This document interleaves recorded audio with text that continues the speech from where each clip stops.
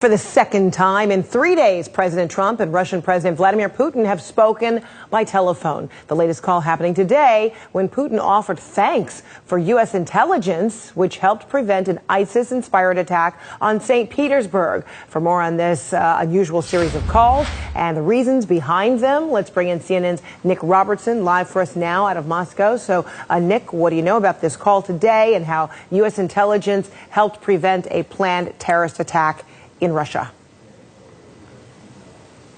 Sure. So today it was President Putin's turn to call President Trump and thank him. Of course, late Thursday night, President Trump had called President Putin to thank him for mentioning how well President Trump had been doing with the U.S. economy.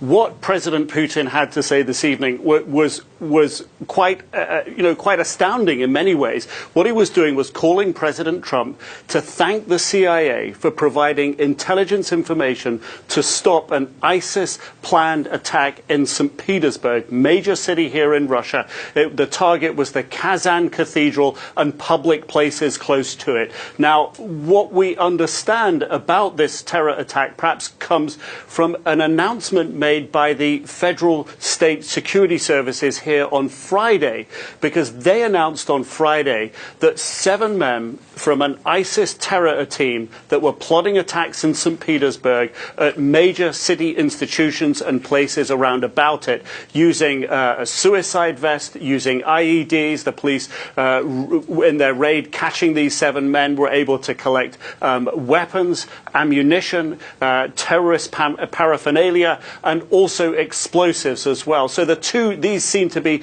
the one in the same incident. So it seems that President Putin is thanking President Trump for stopping a suicide bomber IED-type attack on a tourist area in St. Petersburg that could have led to shooting on the streets, shooting in crowded public areas, as well as an attack using explosives inside the cathedral. And that attack had been expected to happen on Saturday. And one of the clues as to how the CIA may have got involved in this and known about it, what we learned from the Russian state security services on Friday was that this ISIS team was being led by a team leader outside the country, outside Russia, communicating with this ISIS cell using the Telegram messenger application.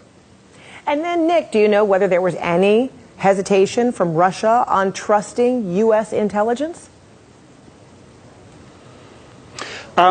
It's not clear at the moment. What we have heard from the Russian side this evening is that they now say that they would provide any information and intelligence immediately to the U.S. side if they understood that the United States or its citizens or its interests were under threat from a terrorist attack. So that commitment comes this evening. But also there's an insight from John Huntsman, who's the U.S. ambassador here.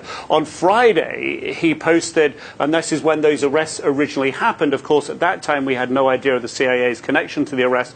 But on Friday, John Huntsman, the U.S. ambassador, tweeted a video posting saying that he expected improved cooperation between the United States and Russia, and one of those areas where there would be improvements was over security. So, I think we're beginning to see an aligning of bits and pieces of this jigsaw, but it's very clear here that this is something that President Putin wanted to thank President Trump for, and seems to have elicited a statement from the Russians saying that they would return the favor if the situation were reversed.